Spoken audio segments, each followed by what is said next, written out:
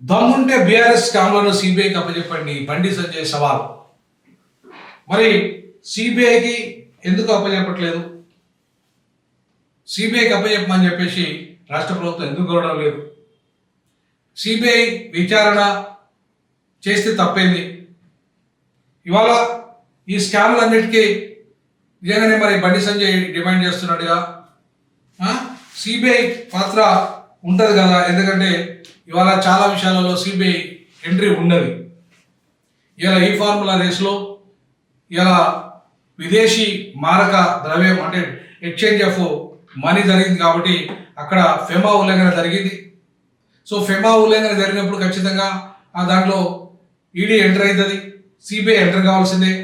కాబట్టి సిబిఐకి ఎందుకు అప్పచెప్పట్లేదు మరి రాష్ట్ర ప్రభుత్వం? దానికి సిబిఐకి అప్పచెప్తే మరి ఆ స్కామ్ల విషయం బయట కూడా వస్తుంది కదా.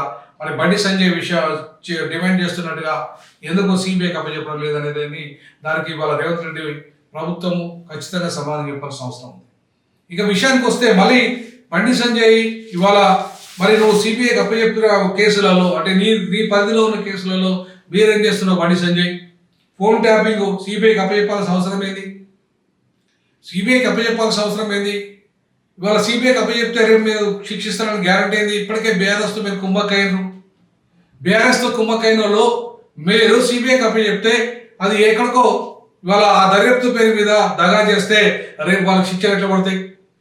ఇప్పటికీ ఫోన్ ట్యాపింగ్ విషయంలో మీరు ఎందుకు ఇవాళ శ్రవణ్ రావును ప్రభాకర్ రావును ఇద్దరిని మీరు ఎందుకు లుకౌట్ నోటీసు ఇచ్చి వాళ్ళని తీసుకొచ్చి ఆ రాష్ట్ర ప్రభుత్వానికి అప్పచెప్పట్లేదు? వాళ్ళ మీద ఆల్రెడీ కేసు బుక్ అయింది కదా.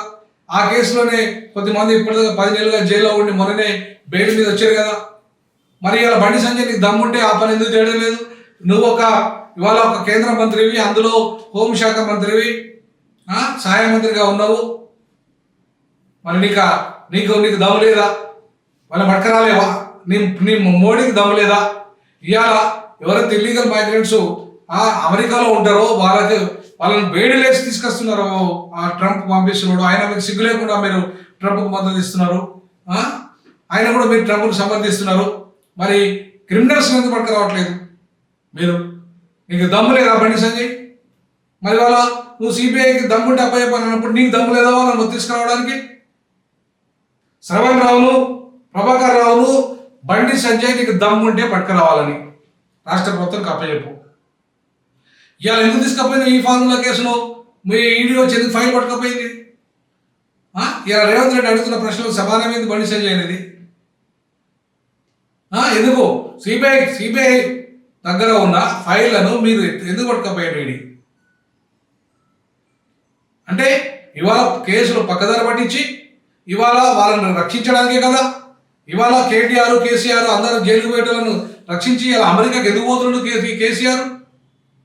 ఎందుకు అమెరికా పోతున్నాడు కేసీఆర్? ఒకవేళ అరెస్ట్ కాబడుతుందని, అరెస్ట్ అయితే కేసీఆర్ పరుగు పోతుందని పోయి అమెరికాలో ఉండి ఈయన కూడా ఎట్లయితే ప్రభాకర్ రావు శ్రవణ్ రావు ఎట్లయితే తప్పించుకున్నాడో ఈయన కూడా తప్పించాలనే ప్రయత్నమే కదా ఇది. బీజేపీ చేస్తున్న నాటకమే కదా ఇది. మరి దీన్ని గమనించారా ప్రజలు? తెలంగాణ ప్రజలు గమనించారా? కేసీఆర్ని ఇలా అమెరికాకు పంపిస్తున్నది మీరు కాదా?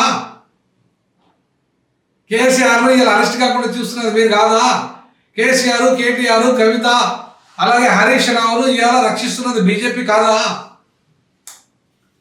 బండి సంజయ్ దమ్ముంటే వీటి మీద బీఆర్ఎస్ స్కామ్ల మీద సిబిఐకి అప్పచెప్తే ఇప్పటికే మీరు వాటిని పక్కదారి పట్టిస్తున్న మీరు రేపు మళ్ళీ పూర్తిగా మీకు అప్పచెప్తే బీఆర్ఎస్ను కొమ్ము కాసి ఈ కేసులను నీరుగార్చి వాళ్ళని అరెస్ట్ కాకుండా చేసి కంప్లీట్గా ఇవాళ ఈ లక్షల కోట్ల రూపాయలు తిన్న 1000 కోట్ల రూపాయలు మొత్తం లూటి చేసి తెలంగాణ ప్రజల సొమ్మును తిని ఇవాళ విదేశాలకు పారిపోవాలని చూస్తున్న కేసీఆర్, ఆయనను అరెస్ట్ కాకుండా చూస్తున్న బీజేపీ, ఇవాళ వీళ్ళని మిగతా వాళ్ళని అరెస్ట్ కాకుండా వాళ్ళని కాపాడుతున్న బీజేపీ. అందుకే కదా మీకు ఎంపీలను ఇచ్చింది, అందుకే కదా ఎమ్మెల్సీలను ఇవాళ ఇవ్వడానికి రెడీ అవుతున్నది, అందుకే కదా అటు ఎంపీలను వదులుకున్నట్టు ఎమ్మెల్సీలను వదులుకొని మీకు అవకాశాలు ఇస్తున్నారు.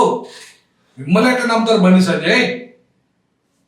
సో కాబట్టి బండి సంజయ్ చెప్తున్న అబద్ధాలు అవన్నీ కూడా నిజానికి వాస్తవాలు కాదు. బండి సంజయ్కి చిత్తశుద్ధి లేదు. బండి సంజయ్కి చిత్తశుద్ధి ఉంటే శ్రవణ్ రావును అలాగే ప్రభాకర్ రావును వెంటనే రాష్ట్రానికి రప్పియండి. నువ్వు కేంద్రంలో హోంశాఖలో ఉన్నావు, నీ ప్రధానమంత్రి దగ్గర ఈ శాఖ అంతా కూడా పనిచేస్తుంది. అమిత్ షా దాని కంట్రోల్లో ఉన్నాడు, హోంశాఖలో ఉన్నాడు. మరి కీలకంగా మీరు ముగ్గురు ఉన్నారు. ఇప్పుడు అమిత్ షా ఒకవైపు, మోడీ ఒకవైపు, అమిత్ షా ఒకవైపు, నువ్వు ఒకవైపు, మీరు ముగ్గురు కీలకమే కదా. ఈ వాయిద్యాన్ని ఎందుకు రప్పియలేకపోతారు? మీకు శక్తి లేదా? సరిపోవడం లేదా? ఇవాళ మీ రాజకీయాలు అర్థం కాదా ఇక్కడ తెలంగాణ ప్రజలకి?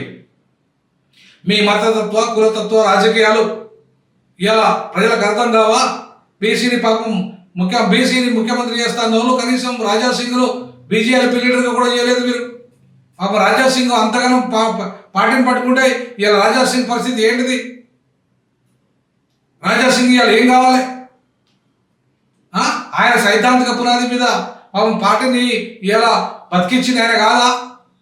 ఇలా కొంతమంది దళాలను మాత్రమే ఇలా ప్రోత్సహించి బీసీల పేర్ల మీద ఇలా డబ్బున్న వాళ్ళని ప్రోత్సహించి దళాలను ప్రోత్సహిస్తుంది మీరు కాదా?